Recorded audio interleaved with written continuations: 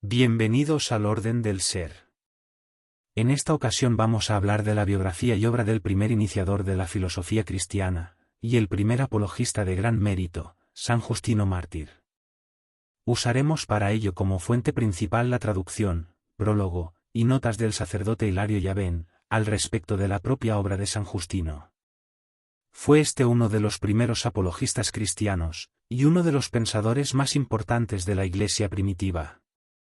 Su vida estuvo marcada por la búsqueda incansable de la verdad y la defensa racional de la fe cristiana ante judíos, paganos, y el Imperio romano. Fue un puente entre la filosofía griega y el cristianismo, contribuyendo significativamente al desarrollo de la teología cristiana. Además, derramó generosamente su sangre por Cristo, y coronó con una santa vida sus méritos de filósofo cristiano y apologista. Por lo mismo, su nombre ha sido siempre muy venerado, y sus obras han merecido siempre la atención y el estudio de los doctos.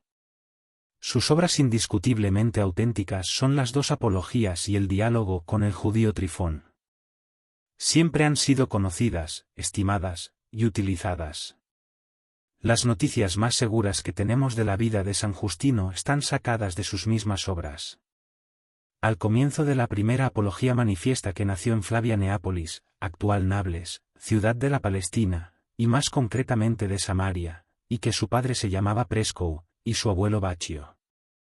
Esta ciudad, que antes se llamaba Sichem, recibió posteriormente el nombre, y no pocos privilegios, del emperador Flavio Vespasiano.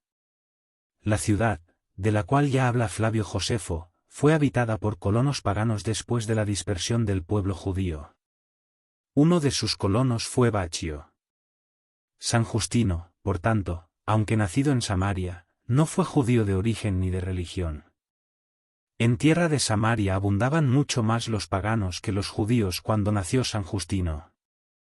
Por lo demás, el mismo San Justino se declara expresamente cristiano procedente del gentilismo, cuando en el diálogo se llama incircunciso, y en la apología escribe que los cristianos procedentes del gentilismo somos más en número, y más firmes, que los procedentes del judaísmo. No consta el año de su nacimiento. Probablemente nació en los primeros años del siglo II. Es casi seguro que fue martirizado el 163, y parece que entonces no era todavía anciano. Como, por otra parte, el proceso de su vida exige que tuviera entonces más de 50 años, podemos conjeturar que estaba entre los 50 y 60 cuando sufrió el martirio.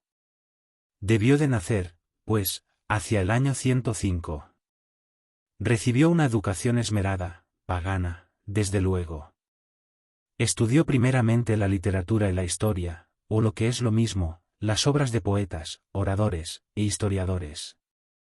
En sus apologías hizo uso frecuentemente de sus estudios literarios, mas es claro que en él estaba el filósofo muy por encima del literato, y el amor a la verdad era mucho más ardiente que la afición a las bellezas del lenguaje.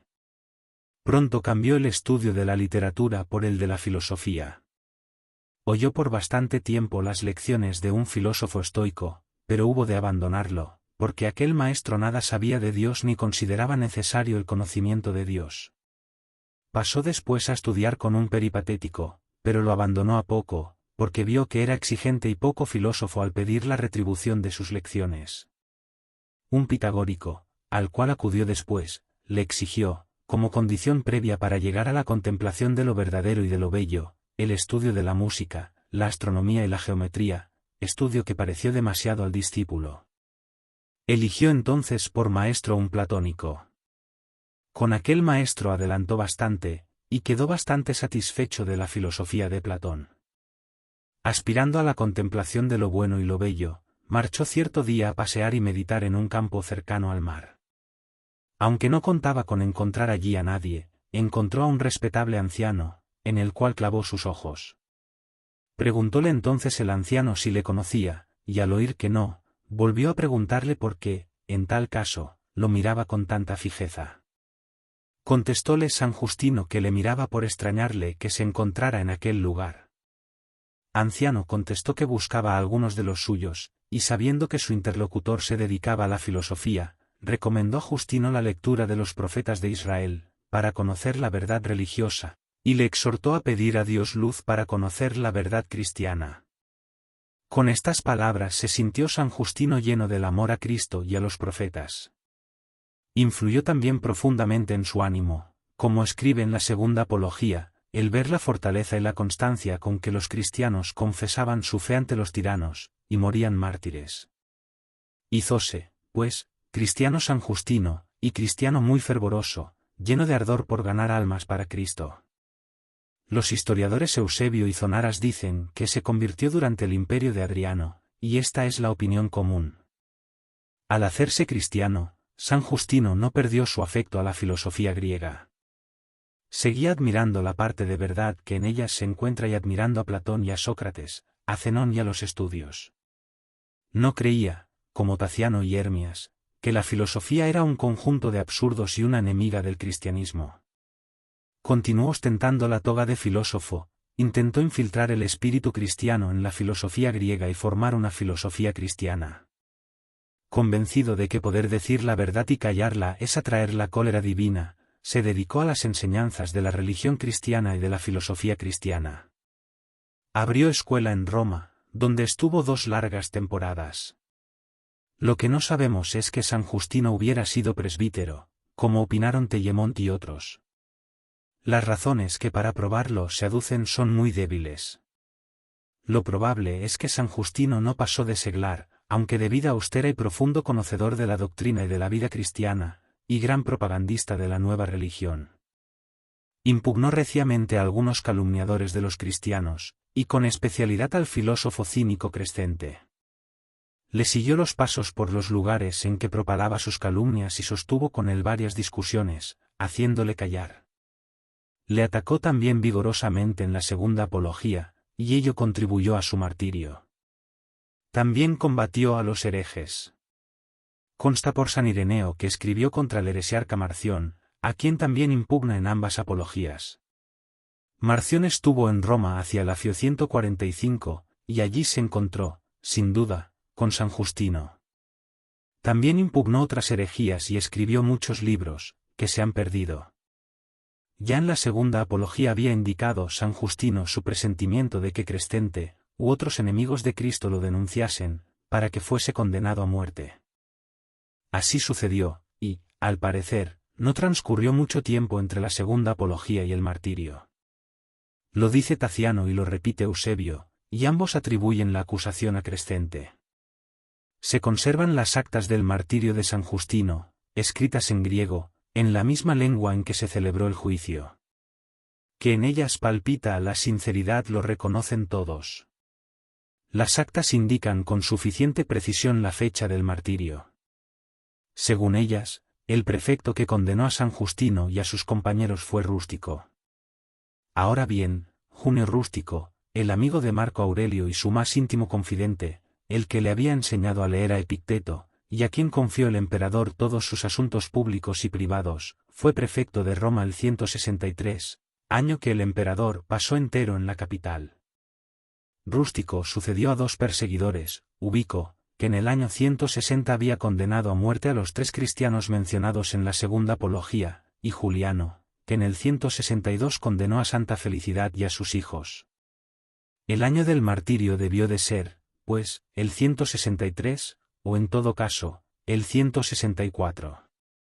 Justino no compareció solo ante el prefecto Charilón, una mujer llamada Caridad, Ebelpisto, Hierax, Peón, y Liberiano, le acompañaron en el martirio.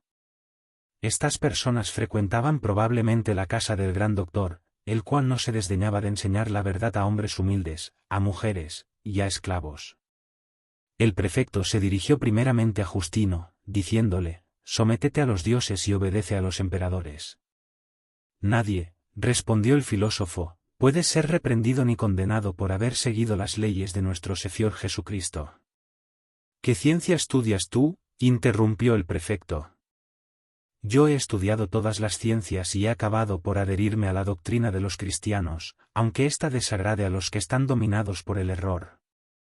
«¿Y es esa, desgraciado, la doctrina que te agrada?». «Sí, yo sigo a los cristianos, porque ellos poseen la verdadera doctrina». «¿Cuál es esta doctrina?». consiste en creer en un solo Dios, creador de las cosas visibles y de las invisibles, y en confesar a Jesucristo, Hijo de Dios, predicho anteriormente por los profetas, futuro juez del linaje humano, mensajero de salvación y maestro de cuantos consienten en recibir sus enseñanzas. Yo, pobre criatura humana, soy demasiado débil para hablar dignamente de su divinidad infinita, fue esa la misión de los profetas.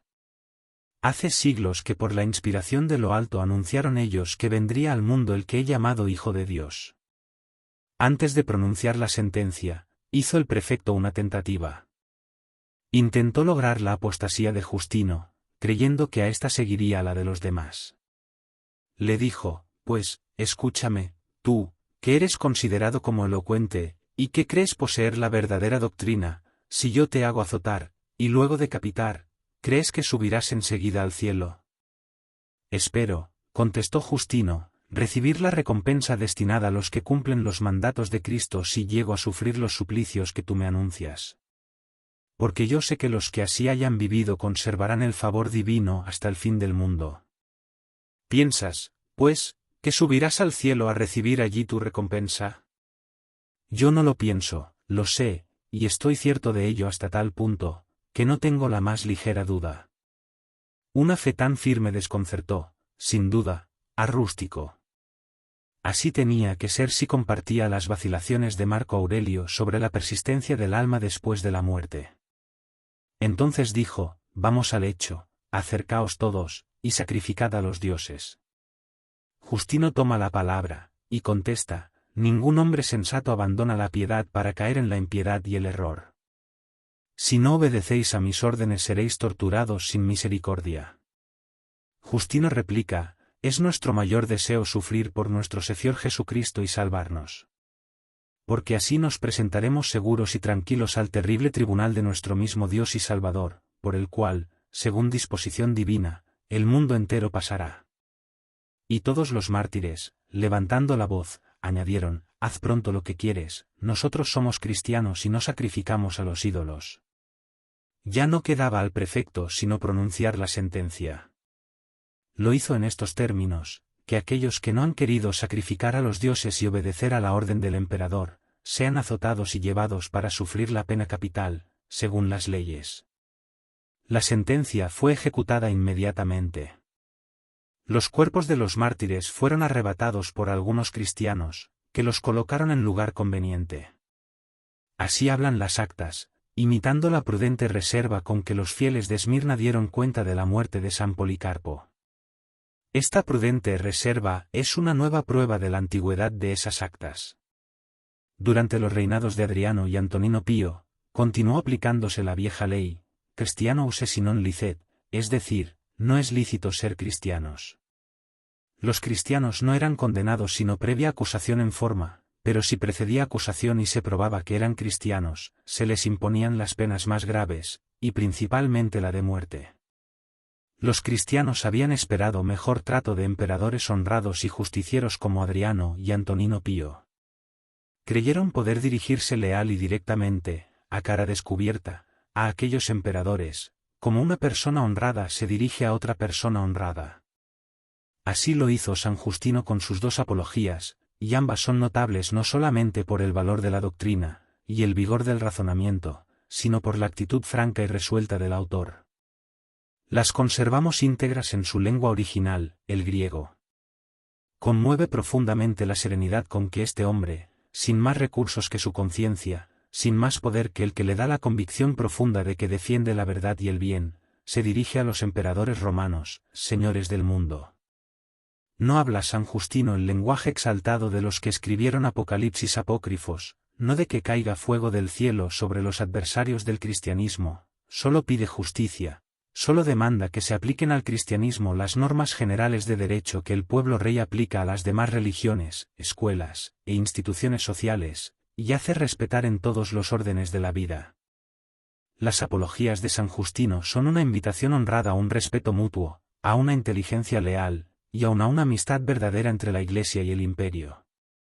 Si la voz de San Justino hubiera sido escuchada, la paz de la Iglesia se hubiera adelantado 160 años al edicto, y la Iglesia se hubiera entendido con un imperio robusto y joven todavía, no con un imperio viejo y decadente, como era ya el de los tiempos de Constantino, y puede suponerse que los frutos de esa inteligencia habrían sido mucho más abundantes que los que pudieron recogerse en el siglo IV. La invitación de San Justino y otros apologistas fue desdeñosa y cruelmente rechazada. No puede el imperio dudar de la fidelidad de los cristianos. Como advierte San Justino, los cristianos cumplen las leyes, son los primeros en pagar los tributos, y no se reservan más que una libertad, la de la conciencia. Reconocen a los emperadores como autoridades legítimas y supremas, solo se resisten a adorarles como dioses, porque no adoran sino un solo Dios.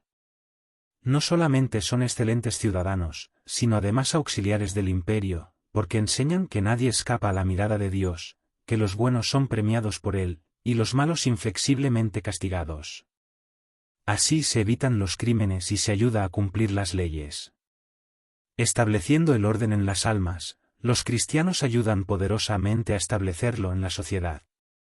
Algunos años después de la presentación de la primera apología, trazaba San Justino, en el diálogo con el judío Trifón, un cuadro glorioso y terrible de la condición de los cristianos.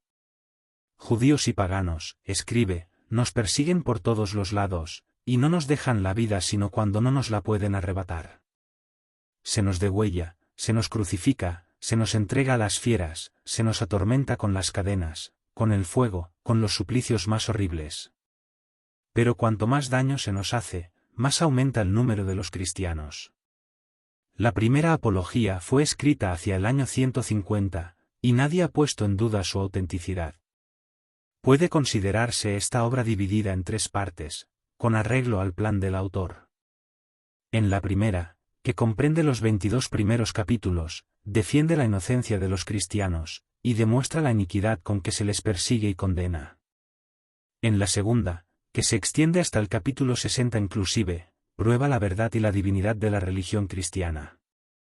En la tercera, que comprende los 7 últimos capítulos, expone en qué consisten los misterios cristianos.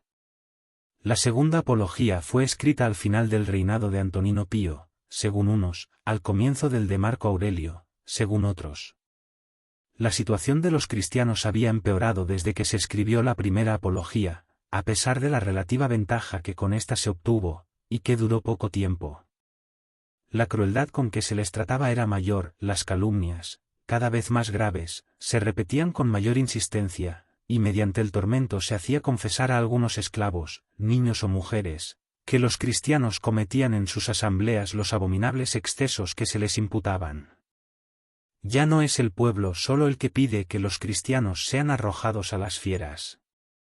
Los hombres de letras y los filósofos, tan favorecidos por los Anteninous, eran también enemigos de los cristianos. Veían en los doctores cristianos, cuya ciencia y elocuencia comenzaban a brillar, cuyas escuelas libres atraían ya discípulos, una influencia peligrosa, que era necesario combatir, y hasta unos rivales a quienes debían suprimir.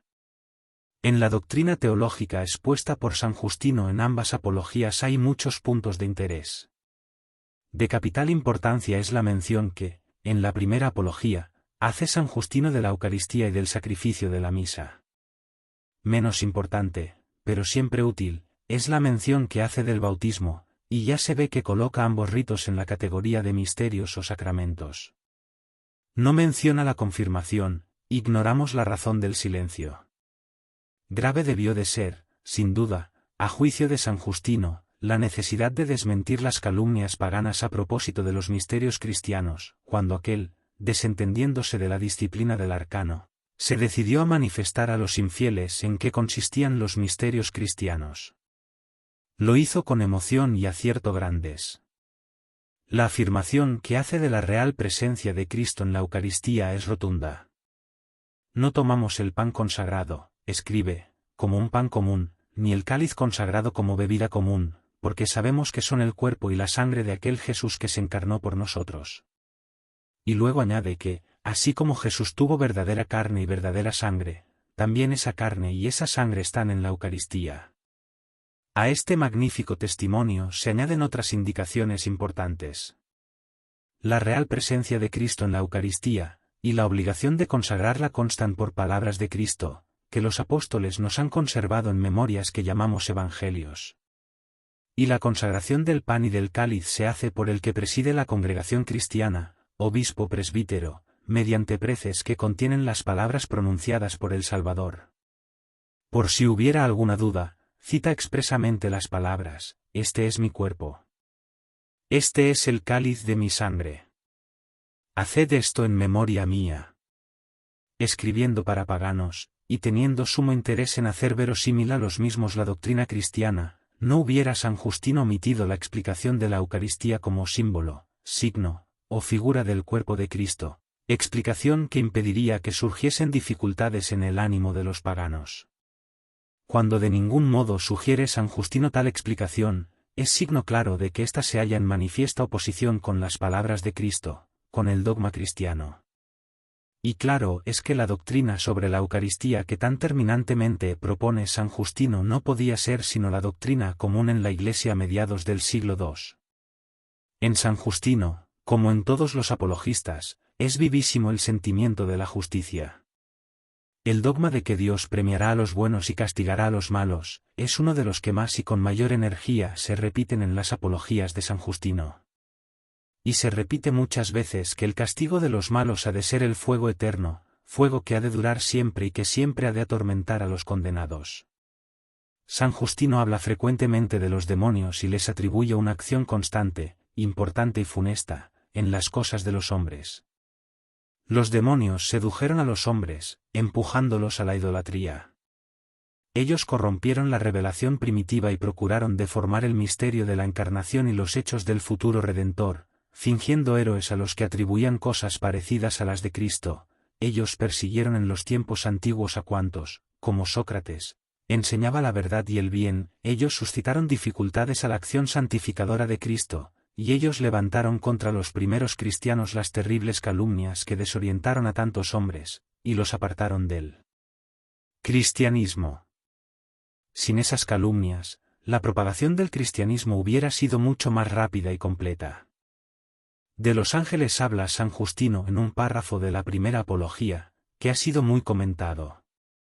Se propone demostrar en el que los cristianos no son ateos, y con este fin dice que adoran al Padre de todas las virtudes, Dios sin defecto alguno, al Hijo, que nos ha enseñado la verdad, y con él al innumerable ejército de ángeles que le siguen y le son semejantes, y al Espíritu profético. El sentido resulta bastante claro: los cristianos adoran a Dios Padre, Hijo y Espíritu Santo, y a los ángeles que siguen al Hijo y son semejantes a él.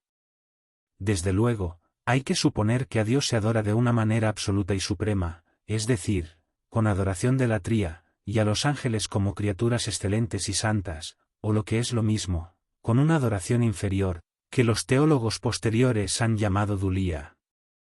Contra la doctrina de la necesidad y del hado, enseñada por los estoicos, defiende enérgicamente San Justino la libertad humana, como prerrogativa inherente a nuestra naturaleza, y como condición necesaria para que podamos obrar moralmente bien o mal, labrar nuestro propio y eterno porvenir, y merecer la gloria del cielo o las terribles penas del infierno. San Justino es partidario resuelto de la armonía entre la ciencia y la fe, y cree que Cristo no vino al mundo a destruir nada, sino a embellecerlo y engrandecerlo todo. El hombre puede llegar a conocer la verdad, y de hecho los filósofos antiguos conocieron una parte de la verdad. Es posible una filosofía cristiana que armonice la razón y la revelación. San Justino fue uno de los primeros obreros de esa filosofía. Fin de cita.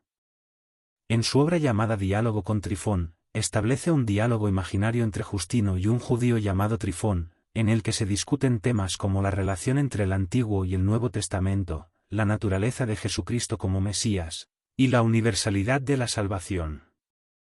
Justino argumenta que el cristianismo es el cumplimiento de las promesas hechas a Israel, y que Jesucristo es el Logos, o palabra, de Dios, presente desde el principio de la creación.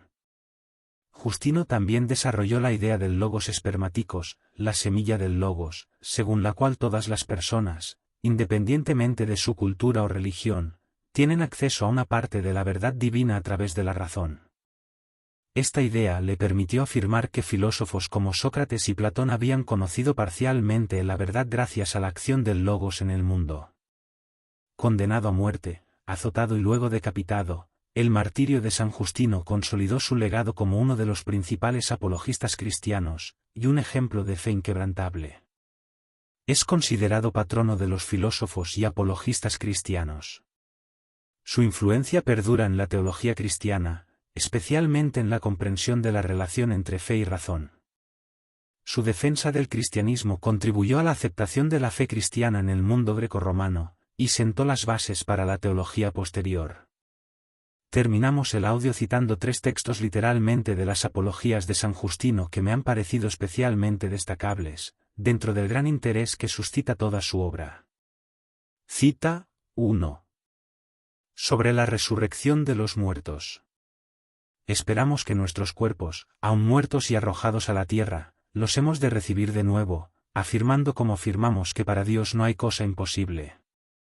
Y ciertamente, ¿qué cosa pudiera parecer más increíble a quien atentamente lo considere, que si nosotros no estuviéramos con cuerpo, y nos dijera alguno que de cierta parte pequeña de humana semilla, se podrían formar los huesos y las carnes tales como los vemos?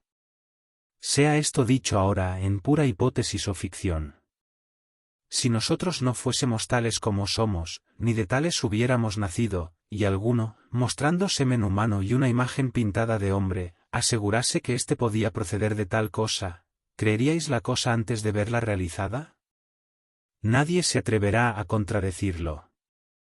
Del mismo modo, como no habéis visto un muerto restituido a la vida, permanecéis incrédulos.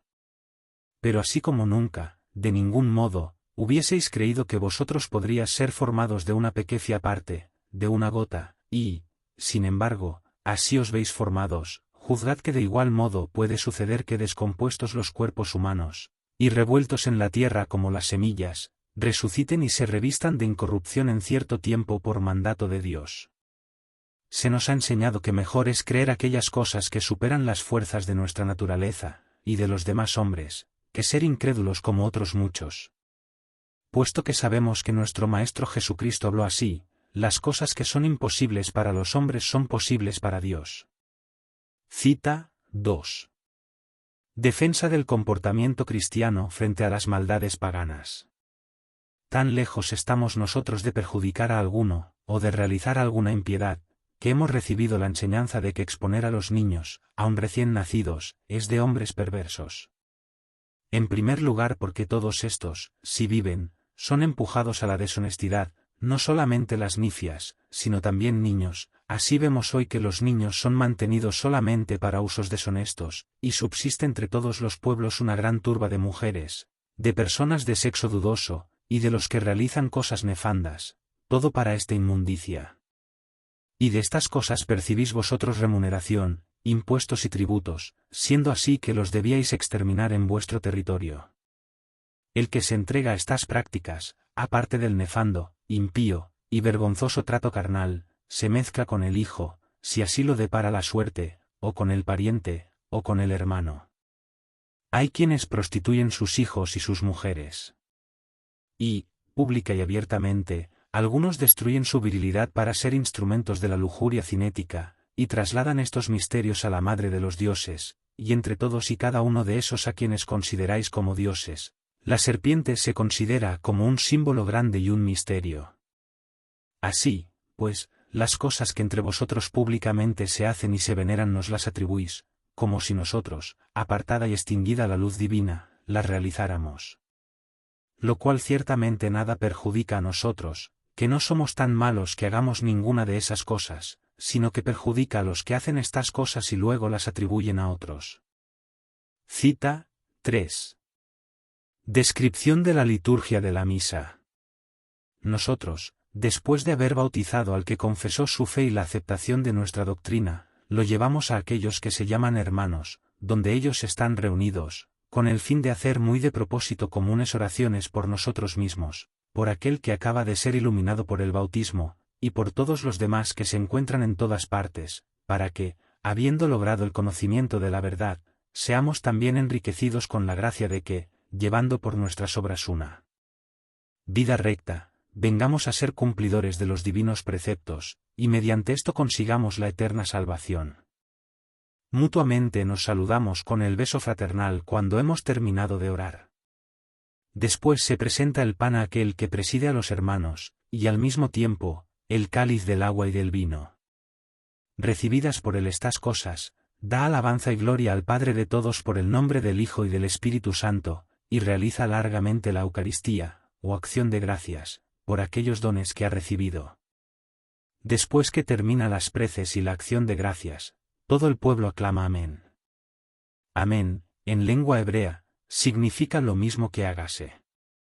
Mas después que el que preside ha terminado las preces y todo el pueblo ha aclamado, los que entre nosotros se llaman diáconos distribuyen entre los presentes, para que todos y cada uno participen de ellos, el pan, el vino, y el agua, y los llevan a los ausentes. Y este alimento es llamado entre nosotros Eucaristía, y a nadie es lícito participar del mismo sino al que crea que son verdaderas las cosas que enseñamos, haya sido lavado con el bautismo ya dicho, para el perdón de los pecados y la regeneración, y viva de la manera que Cristo mandó. Porque no tomamos estas cosas como pan común ni como vino común, sino que, así como Jesucristo, nuestro Salvador, hecho carne por el Verbo de Dios, tuvo carne y sangre para salvarnos, así también hemos recibido por tradición que aquel alimento sobre el cual se ha hecho la acción de gracias por la oración que contiene las palabras del mismo, y con el cual se nutren por conversión nuestra sangre y nuestras carnes, es la carne y la sangre de aquel Jesús encarnado. Porque los apóstoles, en sus comentarios que se llaman evangelios, enseñaron que así lo había mandado Jesús, a saber, que él, una vez recibido el pan y habiendo dado gracias, dijo, «Haced esto en memoria mía, este es mi cuerpo», y que habiendo recibido igualmente el cáliz y dadas gracias, dijo, «Esta es mi sangre», y que a ellos solos lo entregó. Desde aquel tiempo siempre hacemos conmemoración de estas cosas, y los que tenemos bienes socorremos a todos los necesitados, y siempre estamos unidos los unos con los otros. Y en todas las ofrendas alabamos al Creador de todas las cosas por su Hijo Jesucristo y por el Espíritu Santo. Y en el día que se llama del Sol, se reúnen en un mismo lugar los que habitan tanto las ciudades como los campos, y saben los comentarios de los apóstoles, o los escritos de los profetas, por el tiempo que se puede. Después, cuando ha terminado el lector, el que preside toma la palabra para amonestar y exhortar a la imitación de cosas tan insignes. Después nos levantamos todos a la vez, y elevamos nuestras preces, y, como ya hemos dicho, en cuanto dejamos de orar se traen el pan, el vino, y el agua, y el que preside hace con todas sus fuerzas las preces y las acciones de gracias, y el pueblo aclama amén, y la comunicación de los dones sobre los cuales han recaído las acciones de gracias se hace por los diáconos a cada uno de los presentes y a los ausentes. Los que abundan en bienes y quieren dar a su arbitrio lo que cada uno quiere, y lo que se recoge, se deposita en manos del que preside, y él socorre a los huérfanos y a las viudas, y a aquellos que, por enfermedad o por otro motivo, se hallan necesitados, como también a los que se encuentran en las cárceles y a los huéspedes que vienen de lejos. En una palabra, toma el cuidado de todos los indigentes. Y en el día del sol todos nos juntamos, parte porque es el primer día en que Dios, haciendo volver la luz y la materia, creó el mundo, y también porque en ese día Jesucristo nuestro Salvador resucitó de entre los muertos. Lo crucificaron, en efecto, el día anterior al de Saturno, y al día siguiente, o sea el del sol, apareciéndose a los apóstoles y discípulos, enseñó aquellas cosas que por nuestra parte hemos entregado a vuestra consideración. Fin de cita. Si te ha gustado, no olvides darle like, comentar, suscribirte, y compartir este podcast. Un fuerte abrazo y gracias por escuchar.